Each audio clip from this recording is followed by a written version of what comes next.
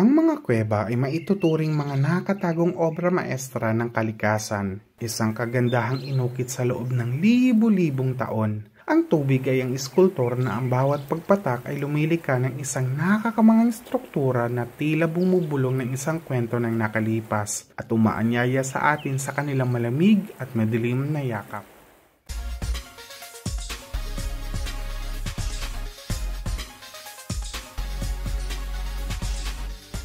I welcome you sa Hollow Cave, isang geological site sa Switzerland na matatagpuan sa kaakit-akit na Mautatal Valley. Ang Hollow na nangangahulugang hellhole sa Swiss German ay isang napakaangkop na pangalan para sa isang sistema ng kuweba na umakit sa mga explorers sa loob na mahigit isang siglo. Huwag tayong hayaang pigilan ng pangalan ng kuwebang ito dahil ang naghihintay sa loob ay isang nakakamanghang patunay na walang humpay na kapangyarihan ng kalikasan. Sa mahigit 212 kilometro na mga na-explore na daanan, ang Hollow ay hindi lamang ang pinakamalaking kuweba sa Switzerland. Isa rin ito sa pinakamahaba at pinakamalalim na sistema ng kuweba sa daigdig. Sa katunayan, sa nakakamanghang 1,033 metrong pagkakaiba sa pagitan ng pinakamataas at pinakamababang punto nito, mayroon itong natatanging world record para sa pagiging napakahaba at napakalalim. Para maipakita ito sa tamang perspektibo, ito ay higit kumulang mula Manila City Hall hanggang Quezon City Hall, astig. Ang malawak na network sa ilalim ng lupa na ito ay isang klasikong halimbawa ng isang karst cave system na pangunahing inukit mula sa mga natutunaw na limestone. Sa loob ng halos 1,000,000 taon, ang tubig sa ilalim ng lupa ay walang humpay na kumikilos, nagpapalitaw ng mga bato, nagpapalawak ng mga bitak at naglililok ng hindi kapani-paniwalang formasyon na nakikita natin ngayon. Mula sa mga pinong stalactite na nakabitin hanggang sa malalaking flowstone. Bawat sulok ng Hollow ay nagsasabi ng isang kwento ng geological time. Matapos ang malakas na pagulan o sa panahon ng natutunaw na mga nyebe mula sa taglamig, ang level ng tubig ay maaaring tumaas ng kapansin-pansin. Nagpapatunay lamang na ang kuwebang ito ay napaka-dynamic. Ang kwento sa likod ng pagtuklas ng Hollow Cave ay epiko. Ang modernong kasaysayan nito ay nagsimula pa noong 1875 nang mapansin ng isang lokal na magsasaka na si Alois Ulrich na ang isang bangin na kung minsan ay ganap na tuyo at sa kabilang pagkakataon naman ay nagdadala ng napakalaking dami ng tubig.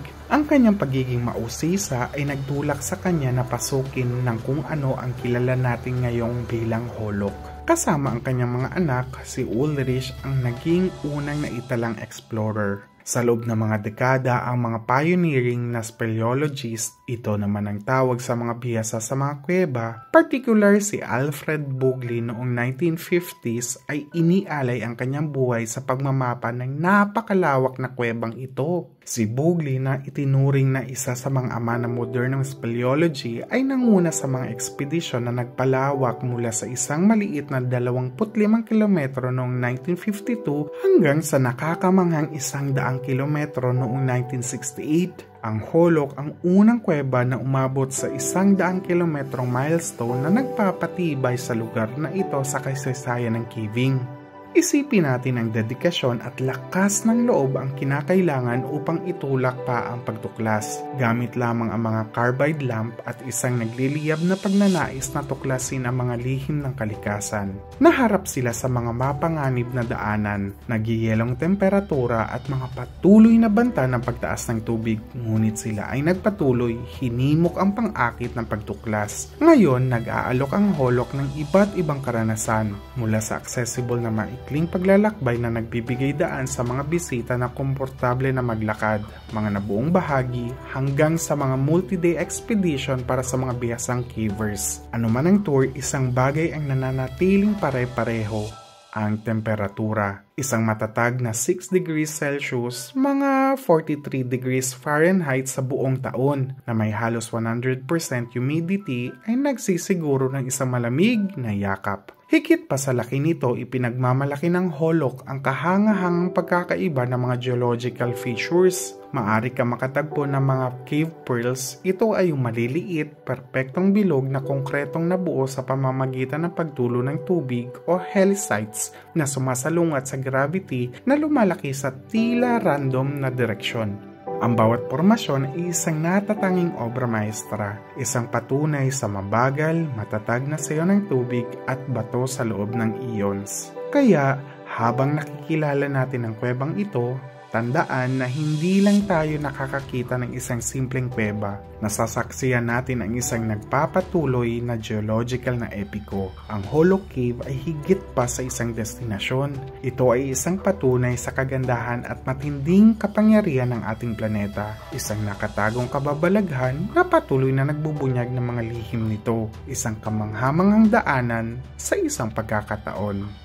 Thank you for watching. Don't forget to like, subscribe, and click the notification bell for you to be notified every upload I'll do. Gracias!